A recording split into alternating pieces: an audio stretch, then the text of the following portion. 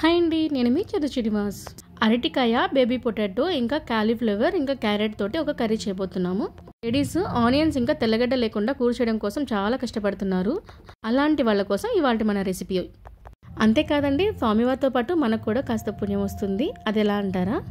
అదెలా అనేది కూర చేస్తూ మాట్లాడుకుందాము. ఇంతకీ ఈ గ్రేవీ అంతా కూడా మనం ఎటువంటి ఆనియన్ కానీ తెల్లగడ్డ కానీ వేయకుండా చేసాము. చాలా టేస్టీగా వచ్చింది. మీరు కూడా ట్రై చేయండి. ఇంకా ఈ ఎర్రగడ్డ తెల్లగడ్డ విషయానికి వస్తే మరీ డీప్గా వెళ్ళకుండా ఏదో నాకు తెలిసినంత వరకు చెప్పేస్తాను. ఏంటంటే, ఉప్పు కారాలు తింటే రోషం ఎలా పెరుగుతుందో అలాగే ఈ ఎర్రగడ్డ తెల్లగడ్డ తినడం వల్ల మనలోని కోపం, క్రోధం, కోరికలు అన్నీ పెరుగుతాయంటారు. కాబట్టి అయ్యప్ప దీక్షలో ఉన్నప్పుడు మన శరీరం అయ్యప్పకి ఆలయంగా మారుతుంది. అందువలన మన శరీరాన్ని ఎటువంటి కోపాలకి, క్రోధాలకి, కోరికలకి లోనవ్వకుండా చూసుకోవడానికి మనం ఇలాగ ఎర్రగడ్డ తెల్లగడ్డని కూడా అవాయిడ్ చేయాలి అంటారు. ఇంకా మనకెలా పుణ్యం వస్తుంది అంటారా? ఏం లేదండి, అయ్యప్ప దీక్షలో ఉన్న స్వాములకి ఇంట్లో ఉన్న ఆడవాళ్ళు స్వామివారి కన్నా ముందే లేచి ఇల్లులు తుడిచి తలస్నానం చేసి వాళ్ళకి కావాల్సిన భిక్ష అన్నీ రెడీ చేసి పూజకి కూడా రెడీ చేసి ఇలాగా వాళ్ళకి ఎటువంటి ఆలోచనలు పక్కదారి పట్టకుండా ఇలాంటి కూరలన్నీ చేసి పెడతాం. కాబట్టి వాళ్ళతో పాటు మనకు కూడా కాస్త పుణ్యం వస్తుంది అంటారు పెద్దవాళ్ళు.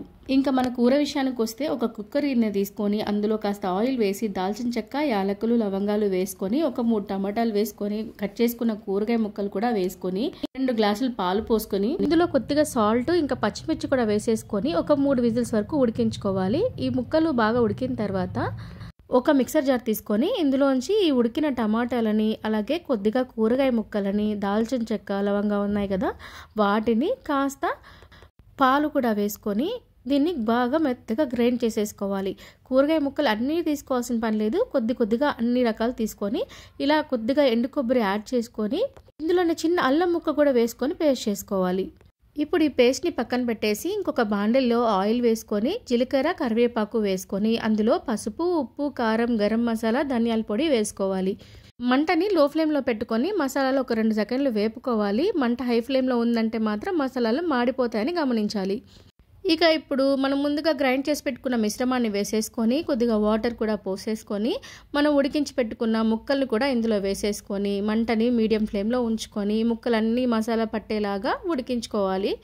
ఒక 5 నుంచి 10 నిమిషాల పాటు లో ఫ్లేమ్లో పెట్టేసి బాగా ఉడికిన తర్వాత కొద్దిగా కసూరి మేతి, కొద్దిగా కొత్తిమీర వేసేసుకొని టేస్ట్ చూసుకొని సాల్ట్ సరిపోయిందో లేదో చెక్ చేసుకొని దింపేసి సర్వ్ చేసుకోవడమే. ఆయిల్ ఎక్కువగా ఉందని మాత్రం కామెంట్ చేయొద్దు, ఎందుకంటే మనం ఇక్కడ తీసుకున్న బాండలి చాలా ఫ్లాట్గా ఉంటుంది. గుంట బాండలి అయితే మనకి ఆయిల్ తెలియదు, ఇది ఫ్లాట్గా ఉండడం వల్ల మనకి ఆయిల్ ఎక్కువగా అనిపిస్తుంది.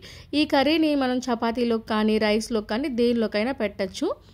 వీడియో నచ్చితే లైక్ చేసి కామెంట్ చేయడం మాత్రం మర్చిపోవద్దు. Thanks for watching.